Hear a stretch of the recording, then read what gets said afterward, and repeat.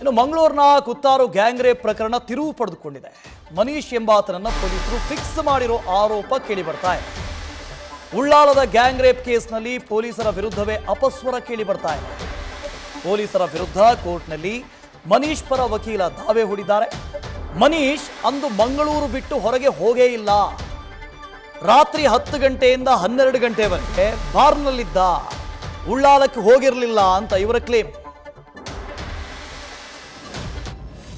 ಆಗ ಅವನು ಹೇಳಿದ ಏನು ಅಂತ ಹೇಳಿದ್ರೆ, ಪೊಲೀಸರು ನಾನು ಹೇಳಿದ್ದನ್ನು ಕೇಳಿಕ್ಕೆ ತಯಾರಿಲ್ಲ, ನನ್ನನ್ನು ಇದರಲ್ಲಿ ಫಿಕ್ಸ್ ಮಾಡಲಿಕ್ಕೆ ನೋಡ್ತಿದ್ದಾರೆ, ನನ್ನನ್ನು ವಿನಾಕಾರಣ ನನ್ನನ್ನು ಸಿಕ್ಕಿಸಲಿಕ್ಕೆ ನೋಡ್ತಿದ್ದಾರೆ ಅಂತ ಅವನು ಹೇಳಿದ.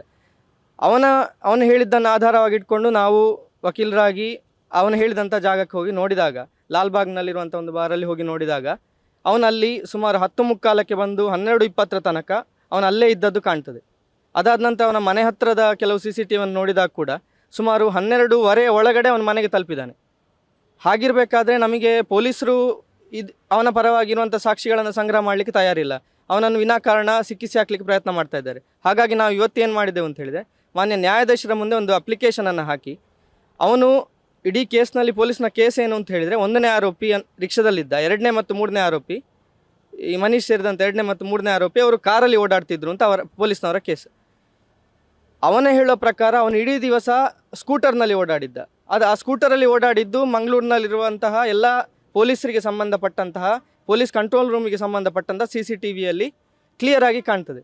ಅದಕ್ಕಾಗಿ ನಾವು ಇವತ್ತು ನ್ಯಾಯಾಧೀಶರ ಮುಂದೆ ಏನು ಅಪ್ಲಿಕೇಶನ್ ಹಾಕಿದ್ದೇವೆ ಅಂತ ಹೇಳಿದರೆ, 16ನೇ ತಾರೀಕಿನ ಏನು CCTV ಫುಟೇಜ್ ಇದೆ ಅದನ್ನು ಸೆಕ್ಯೂರ್ ಮಾಡಬೇಕು, ಕಮಿಷನರ್ ಥ್ರೂ ಸೆಕ್ಯೂರ್ ಮಾಡಬೇಕು. ಯಾಕಂದರೆ ಅವ್ರ ಗಾರ್ಡಿಯನ್ ಪರ್ಟಿಕ್ಯುಲರ್ ಡಾಕ್ಯುಮೆಂಟ್ ಇದು CCTV ಅದನ್ನು ಸೆಕ್ಯೂರ್ ಮಾಡಬೇಕು. ಸೆಕ್ಯೂರ್ ಮಾಡಿ ನ್ಯಾಯಾಲಯಕ್ಕೆ ಹಾಜರು ಮಾಡಬೇಕು.